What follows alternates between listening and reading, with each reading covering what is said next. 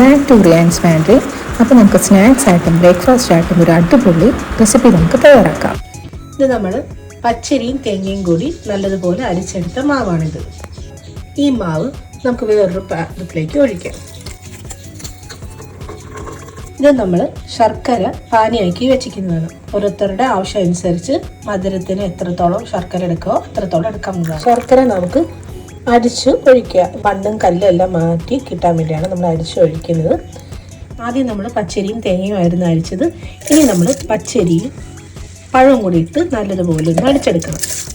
ഇതിലേക്ക് നമുക്ക് 2 പഴം കൂടി ചേർത്ത് കൊടുക്കാം. നമുക്കിതിലേക്ക് 1 ടേബിൾ സ്പൂൺ ജീരകം കൂടി ചേർത്ത് കൊടുക്കാം.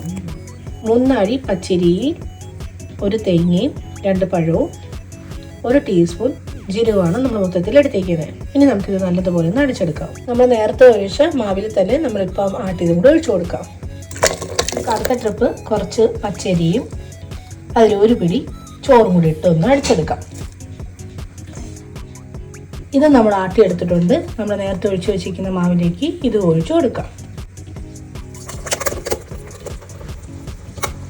നമുക്ക് കുറച്ച് തെങ്ങും കള്ള് കിട്ടിയിട്ടുണ്ടായിരുന്നു. അതും കൂടി നമുക്ക് ഇതിലോട്ട് ആഡ് ചെയ്ത് കൊടുക്കാം. നമുക്ക് ഇതിലേക്ക് ആവശ്യത്തിനുള്ള സോഡാപ്പൊടിയും കൂടി ഇട്ട് കൊടുക്കാം.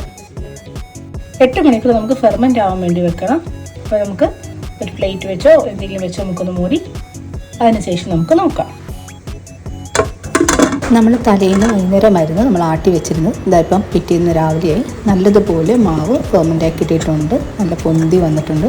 ഇനി നല്ലതുപോലെ ഒന്ന് മിക്സ് ചെയ്തതിന് ശേഷം ഇതിനാവശ്യത്തിനുള്ള കുറച്ച് ഉപ്പും കൂടി നമുക്ക് ചേർത്ത് കൊടുക്കാം. എന്നിട്ട് നല്ലതുപോലെ നമുക്ക് മിക്സ് ചെയ്തെടുക്കാം. ഇനി ഇതിലൂടെ ഒരല്പം ഏലക്ക പൊടിച്ചതും കൂടി ചേർത്ത് കൊടുക്കാം. എന്നിട്ട് നല്ലതുപോലെ നമുക്കൊന്ന് മിക്സ് ചെയ്തെടുക്കാം. ഇനി നമുക്കൊരു പാൻ എടുക്കാം. അതിലേക്ക് ആവശ്യത്തിനുള്ള നെയ്യ് ചേർത്ത് കൊടുക്കാം. ചെറുതായിട്ടായിരുന്നു തേങ്ങയും കൂടി ഇട്ട് കൊടുത്ത് നല്ലതുപോലെ ഒന്ന് മൂപ്പിച്ചെടുക്കാം. നല്ലൊരു ബ്രൗൺ കളർ ആകുമ്പോഴേക്കും നമ്മൾ എടുത്ത് വെച്ചിരിക്കുന്ന മാവിലേക്ക് ഇട്ട് കൊടുക്കാം.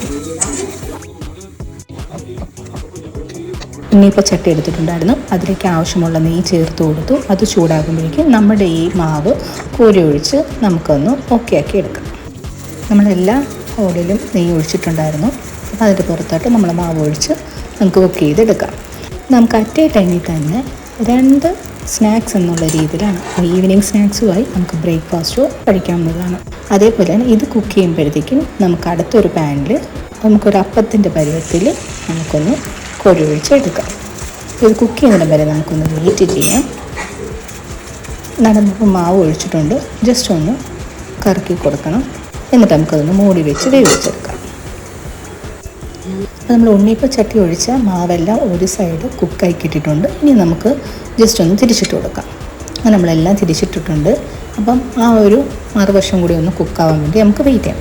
അത് കുക്കാകുമ്പോഴത്തേക്കും നമുക്ക് അടുത്ത ഒരു നമ്മളതിന് മാവ് ഒഴിച്ച് ജസ്റ്റ് ഒന്ന് സർക്കിൾ കണക്ക് കറക്കി നമുക്ക് മൂടി വെച്ചൊന്ന് വേവിച്ചെടുക്കാം. അപ്പോൾ നമ്മുടെ ഒരു സൈഡ് കുക്കായി കിട്ടിയിട്ടുണ്ട്. നമുക്കൊന്ന് തിരിച്ചിട്ട് കൊടുക്കാം. അപ്പോഴേക്കും നമ്മുടെ ഉണ്ണിയപ്പച്ചട്ടി ഒഴിച്ച എല്ലാ സ്നാക്സിൻ്റെ സൈഡ് നല്ലതുപോലെ കുക്കായി കിട്ടിയിട്ടുണ്ട്. ഇനി നമുക്ക് ഈ ഒരു പാത്രത്തിലേക്ക് മാറ്റാം. അടിപൊളിയായിട്ടുണ്ട്. കാണാനും കഴിക്കാനും സൂപ്പർ ടേസ്റ്റി ആയിട്ടുള്ളൊരു സ്നാക്സാണ്.